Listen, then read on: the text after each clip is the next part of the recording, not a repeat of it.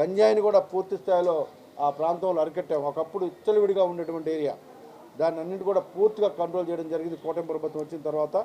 మీరు ఆ ప్రాంతానికి ఒంటిగంట ప్రాంతంలో వెళ్ళినా కూడా ఒకప్పుడు రోడ్ల మీద విపరీతంగా గొడవలతో ఉండేవాళ్ళు. ఎక్కడైనా గొడవ చేయాలంటే పోసే విధంగా లా అండ్ ఆర్డర్ని కంట్రోల్లో పెట్టడం కూడా జరిగింది.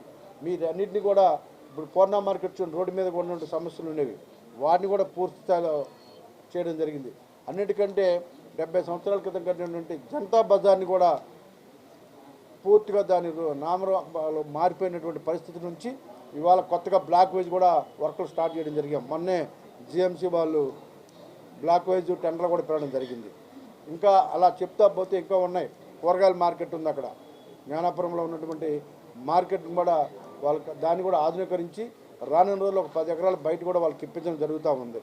ఇంకా అక్కడే ఉన్నటువంటి ఫ్రూట్ మార్కెట్ ఒకటి ఉంది. ఫ్రూట్ మార్కెట్ని కూడా పూర్తిగా రోడ్లన్నిటి కూడా వేయించడం జరిగింది. అలాగే ఆ ప్రాంతంలో రోడ్డు మీద షాపులు పెట్టుకునే వాళ్ళందరికీ కూడా కొత్త ప్రభలు పెట్టాం. జనతా బజార్కి ఎదురుగా ఉన్నటువంటి స్టేడియంకి ఖాళీగా ఉన్నటువంటి ప్లేస్లో కూడా సుమారు 100 షాపులు కట్టించి ఆ రోడ్డు మీద ఉన్న వాళ్ళకి కూడా పూర్తిగా రోడ్డు మీద ఉన్నటువంటి వాళ్ళందరినీ అక్కడికి తీసుకెళ్లే కార్యక్రమం కూడా చేపడతా ఉన్నాం. అన్నిటికంటే ముఖ్యంగా ఫుడ్ కోర్ట్ అనేది ఒకటి ఉండేది అక్కడ ఆ ప్రాంతంలో. ఆ ఫుడ్ కోర్ట్ని కూడా గతంలో మనం కొన్ని రోజుల క్రితం దాన్ని అనాథరైజ్గా ఉందని చెప్పేసి జిఎంసీ అధికారులు దాన్ని తొలగించడం జరిగింది.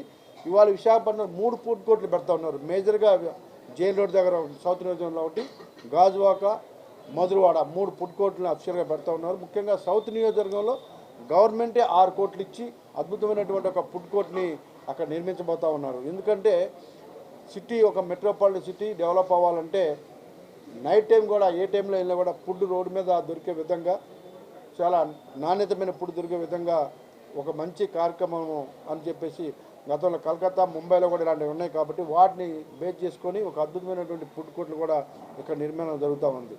ముఖ్యంగా సుమారు 40 కంపెనీలు ఇవాళ సాఫ్ట్వేర్ కంపెనీలు విశాఖపట్నం వచ్చాయి.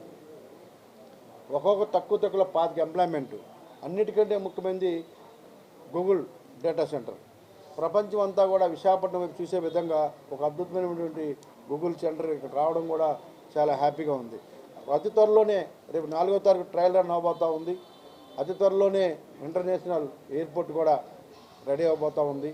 దానికి తగినట్టుగానే దానికి ఒక పాలల్ రోడ్లు కావాలి, ట్రాఫిక్ సమస్యలు చెప్పేసి 7 రోడ్లని కూడా నిర్మిస్తూ ఉంది. ఇంకా ఆర్సెల్ మిట్టల్ సుమారు 1,00,000 కోట్లు పైబడి పెట్టుబడితో నక్కపల్లి దగ్గర ఒక స్టీల్ ఇండస్ట్రీ నిర్మించబోతూ ఉంది. ఇవన్నీ కంప్లీట్ అయితే విశాఖపట్నం ప్రపంచం అంతా కూడా చూసే విధంగా విశాఖపట్నం తయారవబోతూ ఉంది. ముఖ్యంగా ఇక్కడ ఉన్నటువంటి ఉత్తరాంధ్రలో ఉన్నటువంటి యూత్ అందరికి కూడా ఎంప్లాయ్మెంటు ఇక్కడ దొరుకుతుందని కూడా విషయాన్ని మీకు తెలియజేస్తున్నాం. ఇప్పుడు ఏదైనా ఒక 50,000 దాటి శాలరీ ఉండే కంపెనీలు ఉన్నాయంటే అటు హైదరాబాద్ వెళ్ళాలి, లేకపోతే బెంగళూరు వెళ్ళాలి, లేకపోతే